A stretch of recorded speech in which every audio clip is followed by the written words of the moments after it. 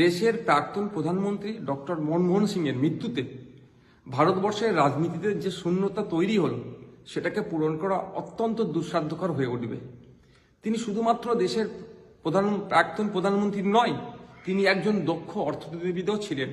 দেশ আজকে একজন সিনিয়র মোস্ট পলিটিশিয়ান এবং সাথে সাথে একজন দক্ষ অর্থনীতিবিদকেও হারালো। তিনি 2004 থেকে 2014 পর্যন্ত ইউপিএ 1 ইউপিএ 2 সরকারের মন্ত্রিসভা তিনি প্রধানমন্ত্রী ছিলেন। তাহার আমলে শিক্ষা, স্বাস্থ্য সহ জনকল্যাণমুখী অনেক নীতির আপগ্রেড হয়েছিল। আরটিআই অ্যাক্ট থেকে শুরু করে ফরেস্ট রাইট অ্যাক্ট থেকে শুরু করে বিভিন্ন আইনেরও এস্টাবলিশ হয়েছিল।